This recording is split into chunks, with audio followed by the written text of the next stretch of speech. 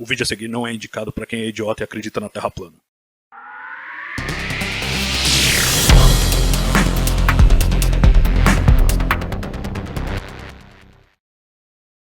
A sonda Juno permitiu que pela primeira vez os cientistas fizessem uma espécie de radiografia da grande mancha vermelha de Júpiter, para saber quão funda ela é.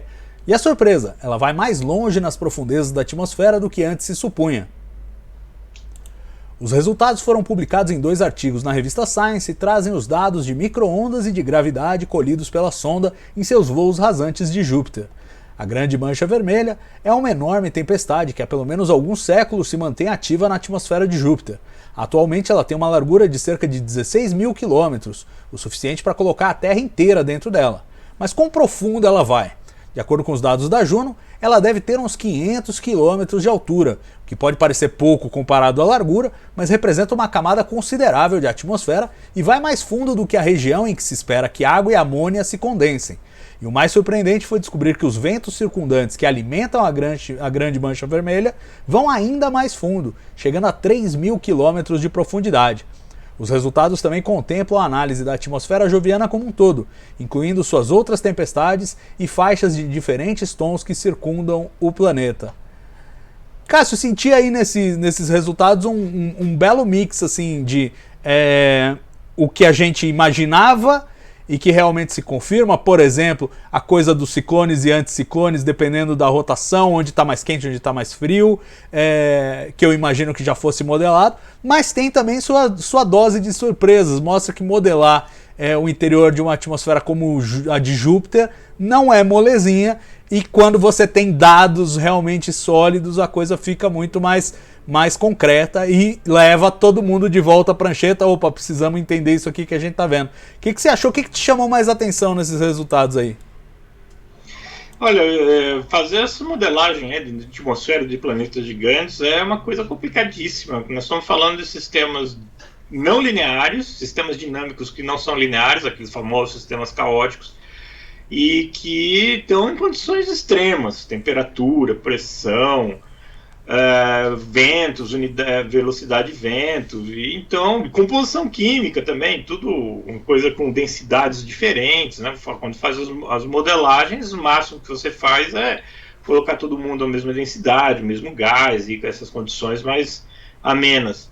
Então, é uma tarefa hercúlea de precisar supercomputadores e trabalhando a fio um tempão, mas alguém precisa, né? Alguém precisa fazer o serviço sujo, e o pessoal está pegando dados radiométricos, basicamente, para fazer justamente esses perfis, né, de vento, velocidade, temperatura, densidade, pressão, né, em escalas de altura, para que melhore os modelos.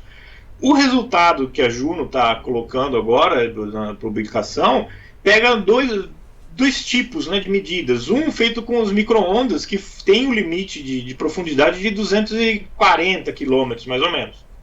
Então, até ali eles viram que tem um buraco, o sistema está funcionando, você tem o furacão lá acontecendo.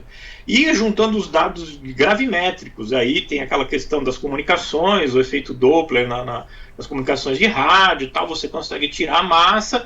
Conseguiram perceber lá, por essas flutuações, quando passa aí por cima da grande mancha vermelha, que muito provavelmente vai até 500 quilômetros, né, essa profundidade. E o pior ainda, que o bojo dela não é tão afunilado, então seria alguma coisa mais bojuda mesmo, alguma coisa um pouco mais larga do que simplesmente descer como se fosse a imagem do tornado, né, que seria um funil descendo. Muita coisa, né, ao mesmo tempo, muita informação, muito interessante, tudo isso chegando, porque mudou o aspecto que se imaginava para esse fenômeno, que seria basicamente um grande fenômeno meteorológico. Eles estão falando lá que não parece ser apenas isso, uma explicação meteorológica não deve fazer parte 100%, né, de explicação.